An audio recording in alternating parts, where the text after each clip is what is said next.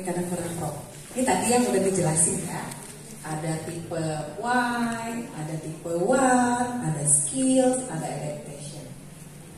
Oke, ini tadi dijelasin nih. Mengapa orang yang empati itu penting, terus ini orang tipe apa, bagaimana, dan bagaimana menerapkannya di luar out of the box ya. Oke. Kemudian apa hubungannya dengan SID sih, Mem? Ada hubungannya. Kalau dalam kebaktian kelas, mungkin ada yang udah setahun ini terlibat atau tapi belum tahu full pelatihannya. Kalau lihat bahan kebaktian kelas, perhatikan nggak? Ada bagian aktivitas awal, ada penemuan Alkitab, ada pilihanku, ada duniaku. Sebenarnya bagian-bagian tersebut adalah melengkapi 4 tipe belajar dari anak-anak. Termasuk saya dan termasuk juga Bapak Ibu, volunteer maupun guru. Jadi bagian dari bahan materi Schools in Discipleship yang suka dipegang setiap hari Selasa tuh itu mengakomodasi tipe pembelajaran berbeda ini. Tapi by the way, satu hal yang menarik, tipe pembelajaran ini adalah tipe bagaimana Yesus memuridkan murid-muridnya. Perhatikan nggak? Yesus itu setiap kali masuk ke dalam kerumunan, dia nggak langsung tiba-tiba langsung harus begini, enggak. Dia siapkan dulu. Why-nya dia siapkan. Jadi Yesus selalu membuat satu aktivitas yang mengawaken minds. Bangkitkan dulu cara pikir anak-anak ini atau murid-muridnya untuk disiapkan.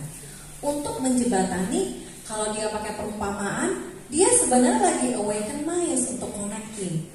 Nah, buatlah sebuah aktivitas yang menyiapkan mental murid-murid supaya mereka mengerti mengapa mereka membutuhkan apa yang sedang Anda ajarkan hari itu. Kemudian raihlah perhatian murid-murid tersebut sebelum mulai mengajar. Libatkan dengan sebuah aktivitas yang sudah Anda siapkan. Kemudian terakhir tanya, bridging. Suka ditanya kan biasanya di kelas, menurut kamu kenapa sih harus begini, harus begitu? Nanti mereka jawab. Biarkan mereka yang menjawab pertanyaan yang kita sampaikan. Gunanya balik lagi seperti Yesus suka tanya kan, itu adalah awaken minds. Menjawab pertanyaan orang-orang, oh saya belajar hari ini untuk mengasihi Yesus karena. Biarkan mereka yang menjawab saat Bapak Ibu membawa ibadah kelas atau kebaktian kelas. Kemudian what? Orang-orang yang mau yang belajarnya itu apa? Buat mereka penting bedanya apa sih dengan pelajaran biasa? Oh, ada bedanya. Yesus tidak pernah telling, dia selalu coaching. Dia bantu menemukan, bukan saya sudah temukan kamu harus begini. Enggak. Yesus ketika memuridkan murid-muridnya, dia bimbing murid-muridnya untuk menemukan sendiri. Bapak Ibu, ketika di kelas, coba sekarang contoh deh, 5 kalimat menjelaskan Mencerel itu 5 kata menjelaskan Mencerel itu siapa? Pak Gunawi, 5 kata menjelaskan Mencerel itu siapa? Wanita berkacamata. Wanita berkacamata, oke. Nah, itu berarti Pak Gunawi dia lihat Mencerel terus dia describe Mencerel itu buat dia tuh pengetahuannya itu siapa. Nah, ketika Bapak Ibu guru, Bapak volunteer membimbing anak-anak itu menemukan, itu adalah bantu dia menemukan sendiri dari Alkitab Yesus itu siapa. Nah, Henok menggambarkan 5 kata. Allah menggambarkan Henok dengan 5 kata. Henok hidup bergaul dengan Allah. Kejadian 5 ayat 24. Dia gambarkan bagaimana Henok itu hidup bergaul dengan Allah. Ditemukan dalam Kejadian 5 ayat 24. Nah, mengenal Allah untuk diri kita sendiri adalah hal yang paling penting. Setiap saat mengajar subjek apapun, bantulah murid agar menemukan sesuatu tentang siapa Yesus itu sebenarnya. Jadi bukan hanya buat saya Yesus itu, no. Bantu dia menemukan sendiri. Jadi untuk tipe orang-orang yang belajar what, bantu mereka temukan siapa Yesus. Tokoh Alkitab hari ini bagaimana yang Anda temukan? Itu sebabnya kalau Bapak Ibu lihat dalam pelajaran SIB, itu selalu ada baca ayat ini, ada pertanyaannya. Kalau diperhatikan gitu, kenapa? Bukan kita yang nyampein kesimpulannya hari ini, Yesus itu harus ini. Itu kesimpulan dari Bapak Ibu. No, biarkan anak-anak ini menemukan siapa Yesus dari ayat dan Alkitab yang diberikan hari itu. Oke, itu akan discover. Ini akan menjawab pertanyaan anak-anak itu. Oh, saya temukan kemarin di Alkitab kalau Yesus ini seperti ini. Penemuan dia adalah penemuan dia Alkitab tentang Yesus, personal. Bukan kata Pak Pendeta Harley, Pak Putina, bukan kata Putina, tapi apa yang dia temukan kata Alkitab. Oke? Yang berikutnya how ini adalah how to build character. Biasanya di bagian pilihanku ada kesimpulan yang didapat dari tokoh hari itu. Yesus ingin si ini karena ini Yesus, poin 1, poin 2, poin 3, poin 4. How ini adalah how to build character. Saya bingung nih, ini bukan karena saya korban gempa ya, jadi saya gambarnya tembok tapi patah, bukan. Tapi saya bingung. Kita manusia ini kan lahir memang sudah dalam kondisi berdosa. Kecenderungan kita berdosa. Itu sebabnya kita butuh bimbingan bagaimana mengembalikan citra kita jadi citra Allah mula-mula. Bantu pembangun how-nya itu adalah bagaimana Allah membangun karakter. Jadi how to-nya itu adalah untuk orang itu, cara kerjanya gimana? Oh, ternyata Abraham dulu seperti ini, sehingga dia memiliki hubungan yang sangat kuat dengan Allah. Dia bangun mezbah setiap hari, sehingga generasinya Ishak, Yakub semua bangun mezbah. Contoh sederhana ya, karena kita habis 10 hari berdoa kan back to altar. Perlengkapi murid-murid Anda untuk menyelidiki cita-cita dalam Alkitab. Pertama, dia kenal dulu siapa Tuhan. Kedua, agar mereka mengenal bagaimana Tuhan menumbuhkan karakter seseorang. Jadi kita belajar bagaimana Allah menumbuhkan karakter seseorang di Alkitab. Itulah how to yang kita bagikan untuk anak-anak.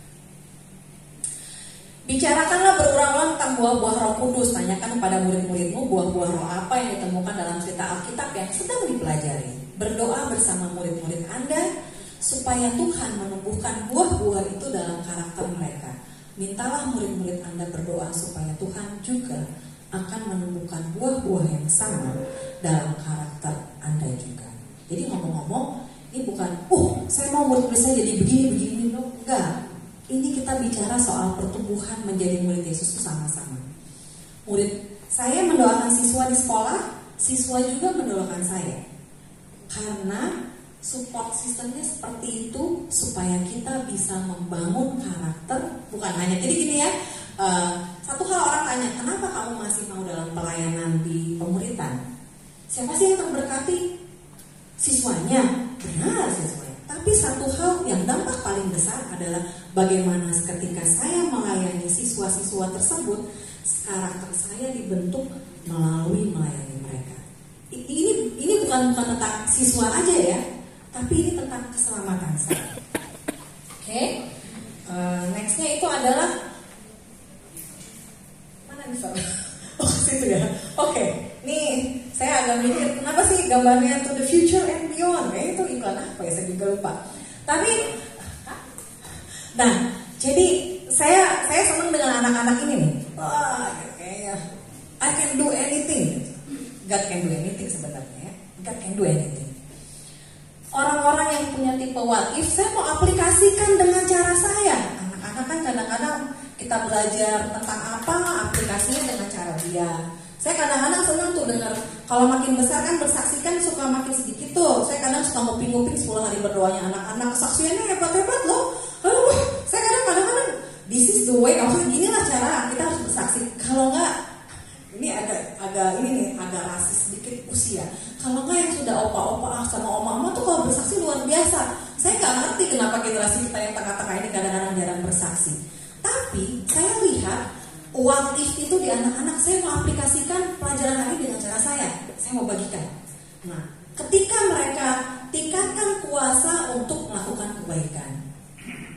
Kalau diperhatikan, kalau di bagian terakhir, kalau kita belajar kebaktian kelas kan ada bagian pilihanku tuh. Saya mau aplikasi dengan cara saya. Dia nggak bisa kita bilang besok kamu tantangannya adalah melakukan ini. Kalau anak-anak yang wakif tuh nggak mau. Saya melakukan tantangan dengan cara saya lah. Saya kan tipe belajar beda. Saya maunya tantangannya. Ketika dia mau memutuskan dengan hari ini saya mau belajar mengasihi orang yang sulit saya kasihi. Oke, apa ya? Kirim bunga deh. Nggak, kamu harus berdoa sama dia. Nggak, saya mau kirim bunga. Mungkin caranya dia kirim bunga kita nggak tahu. Nah, ketika simpulkan tiap pelajaran dengan sebuah tantangan untuk berbuat sesuai dengan apa yang telah dipelajari dari Alkitab segera di hari itu juga. Ajarkan bahwa iman kepada Allah menuntut kepada tindakan. Kalau kita baca Yakobus tuh, iman itu bukan hanya diomongkan tapi dilakukan. Jadi ketika kita sudah belajar topik A di hari itu, hidupkan, lakukan. Sebelum mengajar sebuah pelajaran Alkitab yang baru, tanyakan pada murid-murid, apa yang Tuhan sudah bantu sehingga Anda mempraktekkan pelajaran yang kemarin. Jadi kalau Bapak Ibu mungkin udah yang menjalani itu saat ngeh banget tuh, biasanya kita ada tantangan. Mereka mau tantangannya secara general. Kenapa? Yesus ketika mengajarkan murid-muridnya, dia bukan hanya jadi kamu harus begini, udah selesai. Enggak. Sampai kemarin itu saya belajar. Khotbah yang kemarin, ingat gak? Kenapa sih Tuhan, saya kok gak bisa melakukan mujizat sama seperti Tuhan? Itu Yesus tuh lagi minta tolong murid-muridnya langsung praktekin apa yang dia pelajari hari itu. Pemuritan itu prosesnya adalah seperti itu. Awaken minds, sama seperti 4 kuadran tadi. Saya yakin Bapak Ibu guru lebih canggih dengan definisi 4 kuadran karena sekarang kurikulum merdeka kalau nggak salah ya. Dia cara aplikasinya sama dengan 4 kuadran. Yesus pun melakukan seperti itu. Terakhir, what if saya mau lakukan ini, Ma'am, saya mau lakukan ini, Sir. Oke, saya bantu doa. Yesus yang tolongkan kamu. Tingkatkan kuasa bagi anak-anak ini untuk melakukan satu kebaikan ketika dia praktek sesuatu. Oke? Nah, pemuritan seperti Yesus. Yesus membina hubungan dengan para muridnya. Ia meluangkan waktu bersama dengan mereka. Tujuannya bukan mengirim informasi, bukan sending information. Tujuannya adalah mengubah kehidupan.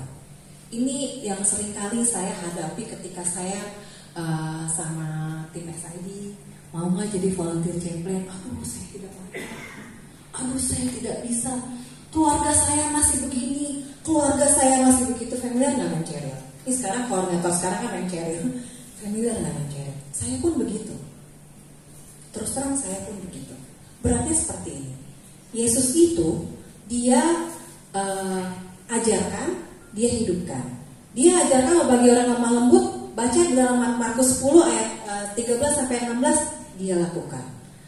Janganlah kamu khawatir, Matius 6 ayat 31, dia hidupkan dalam Markus 4 ayat 35. Berbahagialah orang yang murah hati di Matius 5 ayat 7, dia hidupkan dalam Yohanes 21 ayat 15-17. Yesus itu menghidupkan, mempraktekkan apa yang dia ajarkan. Kalau udah begini siapa yang jadi ciut? Nih, kita jadi volunteer chaplain nih, bukan hanya talk doang.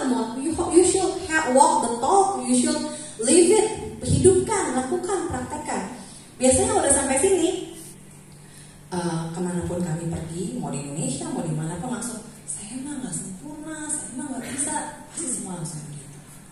Tapi ada kabar baiknya, Yesus mempraktekkan ajarannya tiap hari, pengajarannya selaras dengan kehidupannya. Saya bertemu dengan salah satu banyak yang Tuhan sudah tunjukkan bagi kami. Tidak semua orang yang melayani itu sempurna.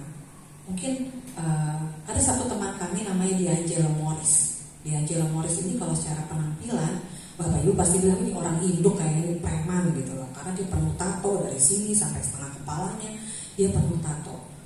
Tapi dia bilang gini, kehidupan saya sudah diubahkan. Jadi nggak ada alasan dengan saya masa lalunya jelek, saya melakukan banyak hal yang salah, nggak ada alasan. Atau gini, saya nggak ideal karena anak saya seperti ini. Banyak yang kami temukan dalam pelayanan adalah orang-orang yang bukan ideal backgroundnya.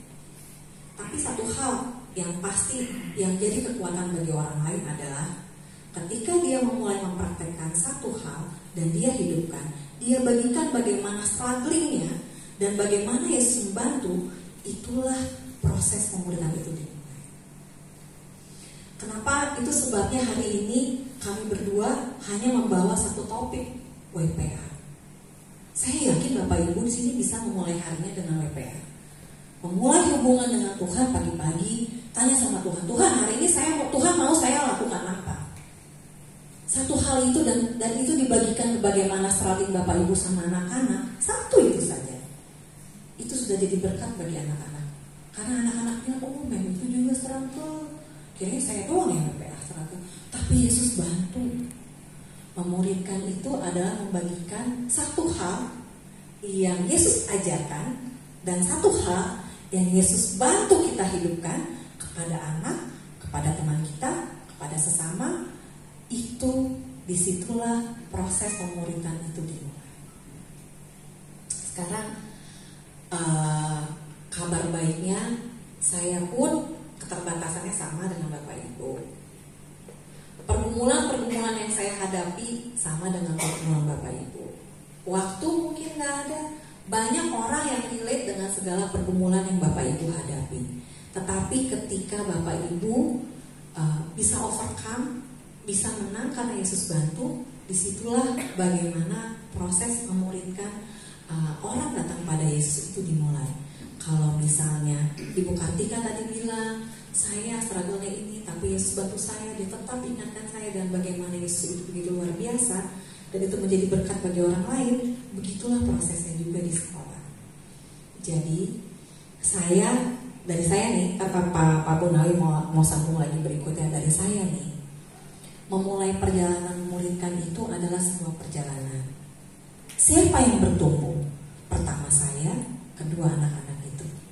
Kita sama-sama berjalan sama-sama, bukan karena saya lebih dahulu, Bapak itu lebih dulu, atau siapa lebih. No, bertumbuh itu bersama-sama. Satu prinsip dihidupkan, dibagikan. Satu prinsip dihidupkan, dibagikan. Tidak menunggu, saya belum sempurna dengan 7 prinsip pemuridan nih, saya belum bisa bagikan. Enggak. Pemuridan itu adalah satu yang berhasil, yang Tuhan bantu kita hidupkan, dan itu yang kita bagikan. Mudah-mudahan sesi ini bisa bantu Bapak Ibu untuk siap melakukan perjalanan pemuridan bersama murid-murid di sekolah. Nah, habis ini Pak Bonawi akan Mem Cheryl akan kasih pertama Pak Bonawi itu Mem Cheryl sama Bu Tina akan kasih petunjuk praktis. Bagaimana sih membawakan kebaktian kelas yang sebaiknya dilakukan supaya kita siap praktek ya. Saya lihat udah banyak yang kita harus bergerak sedikit. Nanti Mem Cheryl boleh libatkan mereka jadi murid-murid ya. Oke. Pak Bonawi mau tambahin sedikit? Ada banyak alasan bagi kami untuk tidak melakukan panggilan ini. Rumah kami hancur sekarang, ya. Dan juga waktu pertama kali terjun ke sini, kami berdua waktu itu tidak punya job. Jadi waktu itu kami pikir, 1 tahun aja ya di Ciracas ya. Nanti katanya belum pernah itu 1 tahun aja, setahun 2 tahun gitu. Ya kapan kita mikirin keluarga kita ini gitu ya. Kira-kira begitu, itulah pertempuran kami. Soalnya ada banyak alasan, ada juga mungkin tadi usia Pak, saya mengatakan usia. Tapi sudah, ada banyak alasan kami tidak akan join. Ada banyak alasan ya. Tapi temukan satu alasan kenapa harus join. Bagi saya, menjadi bagian dari murid Tuhan ini adalah satu hak istimewa ya. Kenapa saya tidak sempurna ini diizinkan untuk bekerja di ladang. Kita bekerja, kita ini hamba dan Yesus Tuhan segala Tuhan. ini kita terlibat di dalam kerajaan yang akan datang gitu. Kerajaan yang akan datang belum terjadi. Kita tahu kerajaan Yesus, kita mau jadi hambanya sekarang. Jadi buat saya, ini untuk kepentingan saya dan keluarga saya. Saya deal dengan Tuhan. Tuhan, saya yang terlibat di sini. Deal ya Tuhan. Saya ingin selamat. Saya juga pengen anak saya selamat. Bantu saya menjadi alam untuk mengalahkan orang lain, jadi berkat bagi orang lain. Kami bisa kerja lagi, kami bisa ini sebagai istri saya sekarang kerja lagi juga dengan puji Tuhan. Kadang-kadang Tuhan gitu, ketika kami sudah betul ada isi kerja lagi, gitu ya. Kita mau belajar hidup dengan tanya Tuhan, Tuhan apa yang harus kami lakukan di depan. Kami punya rencana, kami serahkan sama Tuhan, mana yang terbaik gitu ya. Jadi banyak alasan kami untuk tidak menjalankan ini. Tapi temukan satu alasan, Bapak Ibu, temukan satu alasan. Mengapa kita harus melakukan ini? Ini masalah kita ini kan makanya terlibat dalam pemerintah ya. Pilihan kita. Hidup ini adalah kesempatan untuk kita memilih mana yang paling penting. Buat saya, the most important thing, yang paling berharga, kayaknya ini. Nggak tahu betul. Bagi saya kira-kira kalau kamu mati gitu lah, sejarah hidup kamu terakhir apa gitu? Menjadi orang kaya dan sebagainya, ataukah jadi menjadi Yesus? Kan saudara mau catatan sejarah hidup saudara, mau catatannya apa? Saudara. Ya, tapi di sini Tuhan panggil Petrus dipanggil. Mungkin Petrus dulu mimpinya hanya jadi pelayan, mungkin bandar ikan di desa Galilea. Tapi Tuhan bilang, kamu punya potensi di penjara internasional ya. You want to be my disciple? Kamu mau jadi murid saya? Langsung keluarin dari jalan di luar. Mana anda tertarik belajar tentang Petrus? Kalau dia cuma bandar ikan di Galilea, mana kita tertarik dengan bandar ikan di Galilea, desa kecil itu? Tapi kita tertarik baca buku Petrus karena dia murid Tuhan. Itulah apa yang Tuhan bisa lakukan bagi saya dan saudara. Ya, Petrus dengan segala kelemahannya Allah panggil dan akan menjadi apa saudara? Itu yang Tuhan punya mimpi lebih besar. Mimpi Tuhan bagi saya, kalau saya renungkan ada Efesus 1, saya baca kemarin PPA saya. Berkat-berkat Tuhan ini, jadi anak Allah. Saya tanya anak saya, kamu kalau lihat di William Sabit, kamu mau jadi bagian dari kerajaan situ? Wah, enak banget ya, punya bagian keluarga itu, keluarga kerajaan. Allah punya cita-cita, Anda bagian dari kerajaan ini. Saya dan saudara bagian dari kerajaan Allah. Dan kita sekarang lagi mempromosikan ini tentang kerajaan yang akan datang. Patung Daniel 2 kan kita sudah tahu semua tuh. Kan ada kerajaan baru. Kita adalah para tentara untuk menyiapkan kerajaan baru. Dan Allah panggil kita. Saya nggak tahu apa artinya pengurutan ini bagi saudara. Next, sebelum kelas ini saya mau review. Ini kami punya beda karakter. Saya ini merah dengan kuning, ya. Istri saya itu hijau dengan biru, ya. Ini bisa potensi berantem luar biasa ini. Tapi bisa saling mengkaji luar biasa. Ini yang kaki 4 ini, Pak. Saya ingin mengangkit dari sisi